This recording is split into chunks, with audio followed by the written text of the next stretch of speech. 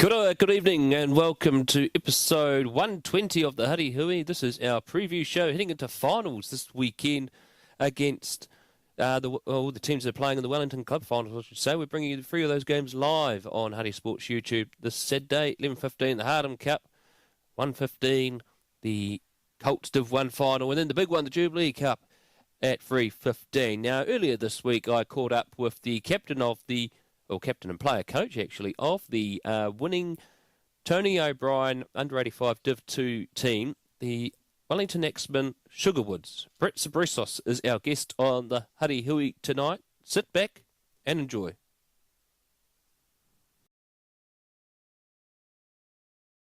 We're here with the player coach of the mighty Wellington Axemen under-85 Sugerwoods, Britte Cebreros. Britte, many thanks for coming on the Hui. Let's talk about that game in the weekend, the Tony O'Brien Shield final. You're playing against Parramatta Plimmerton, who you had previously beaten 34-27. It was a different story last Saturday. Yeah, good morning. Thanks for having me. What a game. I think, the difference in terms of the weather and the physicality of it being finals footy, it was immense. Yeah, that first game, there was a lot more wind and it was a bit drier, playing out over at in Mana. They brought up to us physically there as well. We got a couple of early tries in that first game against them, but they were relentless, so that we really had to dig deep. And even on Saturday with the weather just crashing down and that ball was wet being passed around, they lifted even more.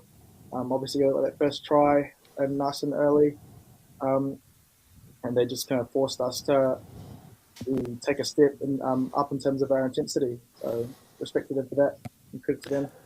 Let's talk about the final itself. Considering the weather and the field, it was pretty tough to play on, wasn't it? And it made it extremely hard to catch and throw that ball around. Oh yeah, absolutely. The ball was incredibly wet and had the dirt all over it. So having to catch a ball from the top of that line out and having to readjust and pass it to the oncoming pod was incredibly difficult. And even in those rucks, I got called for a couple of knock-ons because the ball just kept slipping out the back and they would get caught on someone's hands or feet. Sometimes it wouldn't go to the hands of the first receiver. So overall, it was very difficult, and the weather had a lot to do with that. Let's talk about those final few minutes of the final. Were mighty intense, and the defence won out at the end of the game, didn't it? Yes, absolutely. I think it was 10 minutes, and it was longest 10 minutes of my life just sitting on that defensive line. We were lucky to get that goal line dropout, and we thought we were in the clear, only for them to carry it back into our into our 5-metre line. Well, oh no, we just got out of here. Now we're back, so having to defend their piggies. The pick and goes. It was difficult, having to stay on side, making sure all the boys, we plugged our gaps correctly around the ruck because they were very strong and physical around the ruck as well. I think credit to the boys for staying disciplined and as well as making the tackles and knowing where to position themselves. We had trained specifically for scenarios like that, especially late in game where your fitness and your decision making needs to be on point. Yeah. Where did the team name the Sugerwoods come from? So good question. Sugerwoods is a bar, Courtney Place and Blair Street, and they were kind enough to sponsor us for last year and this year. So we've just been taking that on board. They're our front of jersey sponsor, and we try our best to make sure we celebrate there as well after Saturdays. After we go to the club rooms, we go to our main sponsors, to show them the support that they show to us. Did they give you VIP access of the weekend because of your win? Oh yeah, they're good to us, definitely. They're good to us. Yeah. Now, in the first round, the team finished 7th. What were the learnings from that first round that you built on heading into the Tony O'Brien section? Question. In terms of the first round, we lost 2 games quite early on. One against Huddy Boys in our first game by 3, and I think Johnsonville by 6 points, if I'm not mistaken. We knew after those games that we were just right there. We had we had what it took to be competitive, especially trying to make this top division. But the biggest thing we learned so far was we couldn't quite put together a full 80 minutes of footy yet. We would have spurts in the second half where we'd start strong, or spurts in the first half where we'd start strong, but we'd kind of die out in the end. So I think going into trainings, what we thought was, hey boys, we need to put it all together. We've shown that at different points of the game we can showcase our rugby. It was just a matter of going back to our basics and trusting our systems to make sure that all the 80 minutes we knew where we were and what we had to do. Now, as well as playing yourself, you're also one of the coaches of the team. How do you juggle the difference between being a player coach? That's a very good question. I think I'm blessed to have a really good wider coaching and support staff. The senior leadership team. At the start of the year, myself, Francis, the coach, and Zion, our captain, we came together and we first talked about how we wanted the leadership team to kind of go about. So we selected a couple other players from the last seasons who would had made a big impact on decision making in the team and how we would run our play-by-play. We kind of put them in the right spots. Also, the addition of our manager, Reginald Bolt, line-out guru this year. He really helped us and sorting that out. And as well as, like I said, the other players we kind of appointed to senior roles, we taught them, or we spoke to them about what our plan was going to be. And it made it a lot easier for them to kind of branch out and help out the other newer boys. So, yeah, definitely that's what made it easier to be a coach and a player. You also have Jimmy Lawler in the management side. Tell us about Jimmy, because he's heavily involved with rugby across most of Wellington. Oh, the legend himself. He's notorious with Wellington rugby. No, we're so thankful for Jimmy as well this year. He's a busy man, I'll tell you, but he still makes the effort to come into our games, despite having been to 4 or 5 other games in the day earlier. But no, he's really good. He's helped also with recruiting a lot of the boys from Wellington College, obviously being a coach there as well. Helps kind of with that assimilation process for the young fellas to join the team, because there's already someone else they know on the team, and it just makes them feel more welcomed. But yeah, old Jimmy, we really appreciate what he does for the team. He does the newsletter write-ups for our games as well. And he's had that one cap for us previously against Eastbourne a couple of years back, and we're hoping to get him another cap next year potentially. Him and his little brother Tom, get them on the field together. Oh, brilliant. Well, that's fantastic. Now, you speak about there's a lot of young guys that have particularly come through Wellington College. Tell us about your first 5, because he has a very much a long-distance kicking style, like a certain All Black and Geordie Barrett. He can kick from afar. Yeah, Ryan. It's been good playing, having him on my outside, just having to give him the ball. We started our first game with him at fullback, but due to injuries, we've had to slot him in at first 5, and he's very decisive in what he does, and he's very brave in his running style as well. But his boot it really does make a difference. Kicking from for touch, as well as his penalties, and there was that crucial 50-22 which he kicked on the weekend, and that's what led to Cody's try.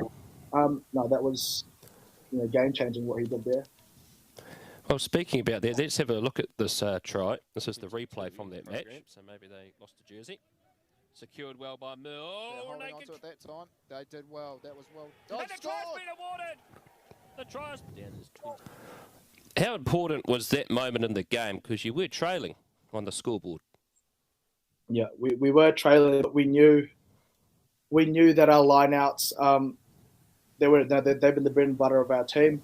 And having Cody go up there, we spoke about it at half time because we've been penalised twice already for rolling a maul and line out despite them not binding on. So, we spoke about it at half time saying, hey, this is how we fix it. We just, we get them to latch on, just grab onto them so they're part of it. And then we move. And our forwards in the line out knew what to do. Finley Jeffrey, as we affectionately call Ficky,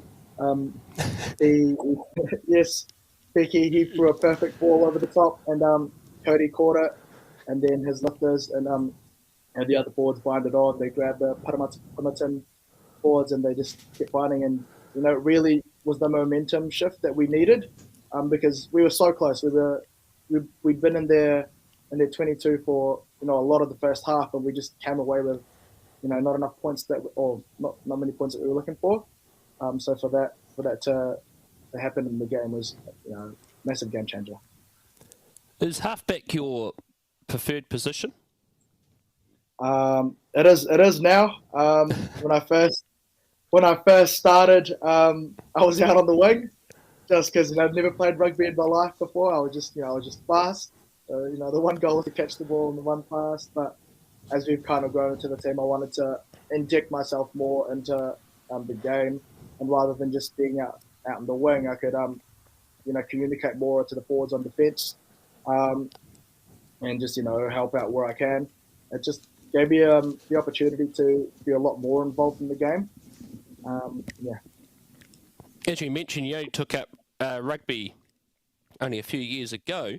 Why did you take it up, considering you hadn't played before? That's a very good question. So I'd played basketball, did athletics all through my college life. But my best mates, they played in the under 80s. So Zion, Becky, and a couple other boys, Harry and Finn, they were in their under 80s in year 13. They were coached by a man named Charlie Fuller, Axemen Club legend and Wellington Rugby legend, and he kind of roped them into come play for my under 85s team for the Axemen in 2018, and all the boys were like, yep. And one of my biggest regrets was actually not playing in the under 80s team in year 13. So I said, why not? Let's give it a go. And then they welcomed me in. The coaching staff there, they were good to me, and haven't looked back. The under 80 grade in the last few years has had a bit of a resurgence. It's showing that yourself, someone who hasn't played in the past, there is still an opportunity to play rugby for smaller guys, isn't there?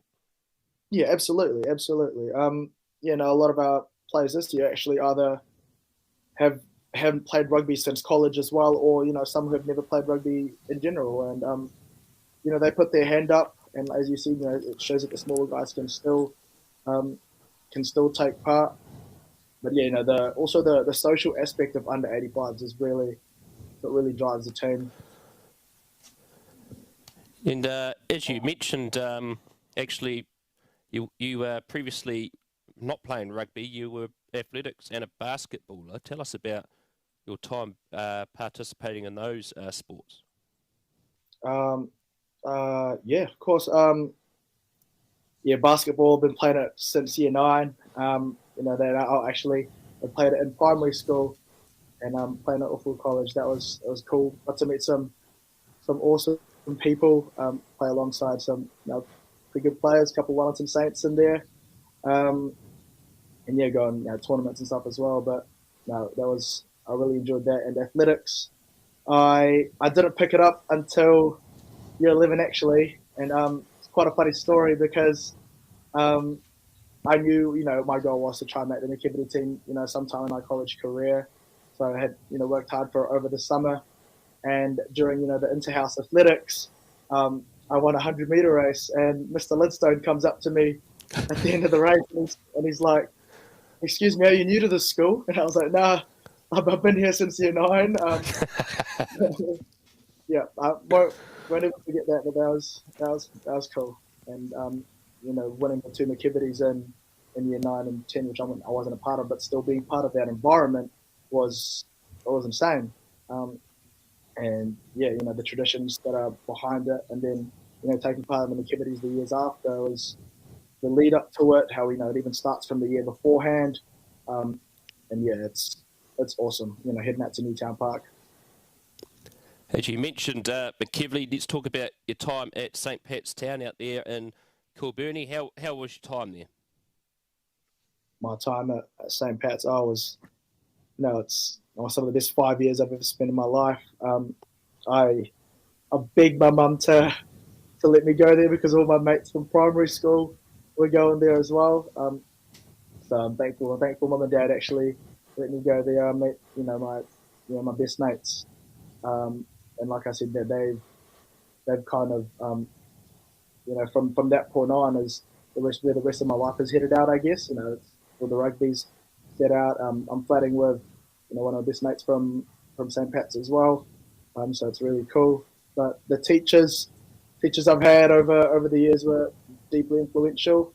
The values that St. Pat's has taught me as well.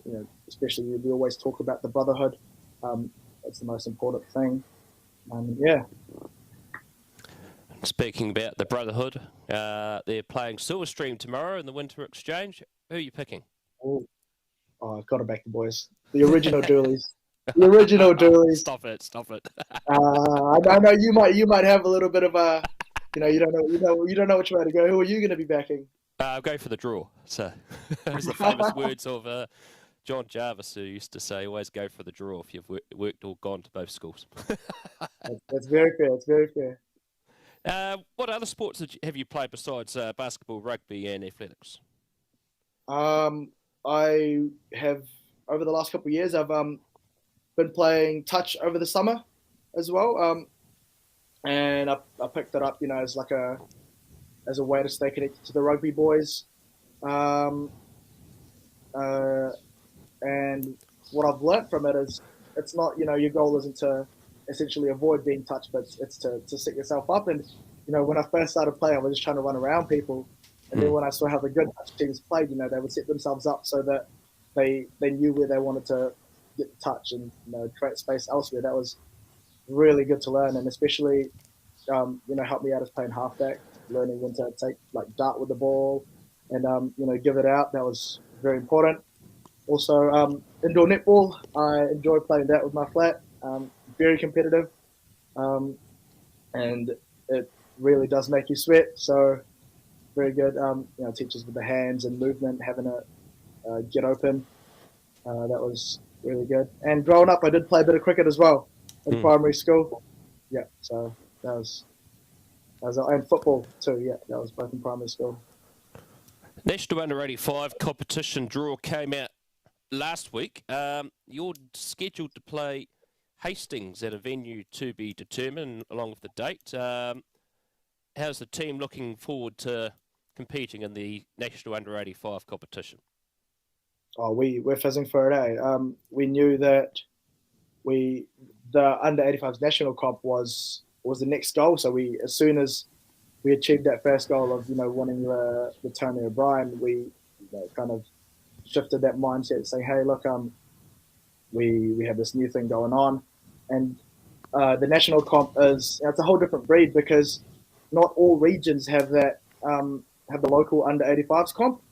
So more often than not, we're playing teams who have, most of the team is actually Prem players who just happen to weigh Under 85s, and us as a local Under 85 comp, we've been playing since the start of the season. I think that might actually lead to our advantage because we have that team chemistry, whereas some of these teams, they're just putting them together within a couple of weeks' notice. So I think, it's important there. And do you know when that first round game is? Do you know when that is yet? Not confirmed as far as I know. I think it's not this coming Saturday, but the Saturday after. From what we've been told there. It's still not fully confirmed though. And there's also a national Under 85 team that's got to be selected this year that's got to travel over to Asia somewhere. That sounds like an exciting thing to sort of aim for, doesn't it?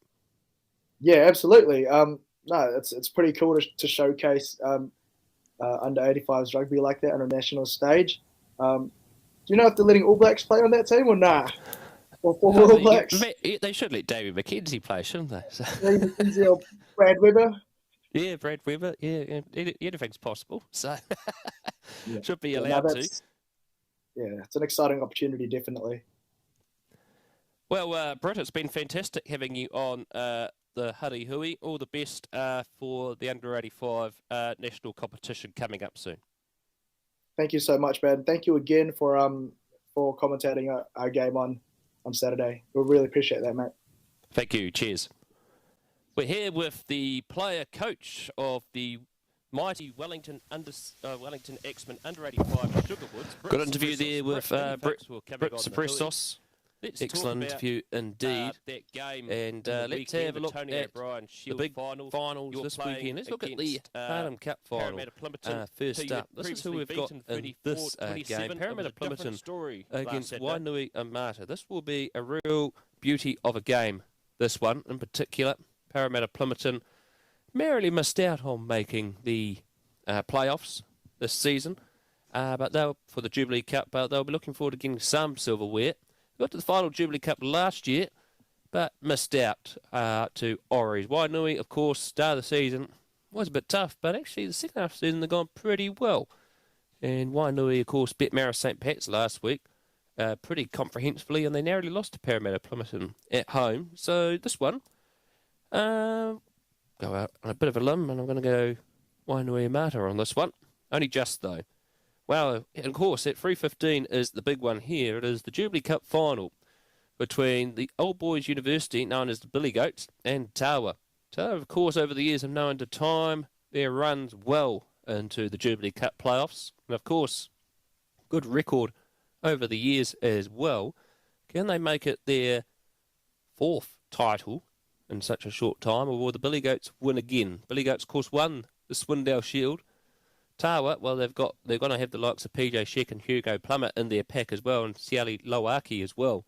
So this is going to be a real blockbuster of a game. So look forward to this one indeed. I think I'm probably just going to narrowly go the Billy Goats this time. They played them 4 weeks ago, and what was a real blockbuster of a game, which league changed all the time. Tawa narrowly winning that day. Just a reminder, folks, that also on Huddy Sports we'll be bringing you the playoffs this Saturday as well. In particular, all three games. Hardham Cup at 11:15. We have the Colts Div 1 at 1:15 and the big one at 3:15. The Jubilee Cup final. All live on Huddy Sports in partnership with Wellington Rugby. So we're really looking forward to that. Yesterday, we called the traditional between St. Pat's Silverstream and St. Pat's Town. We thought we'll close off the Hui tonight by looking back at the replays from that game, because there was some beauty of a tries, in particular Drew Berg-McLean, who scored 4 tries, 3 of those in the first half. So that has been the Huddy Hui for tonight. It's been a pleasure here bringing you Britte Cebreros' interview, and I'm Brad Hudson. Ciao for now.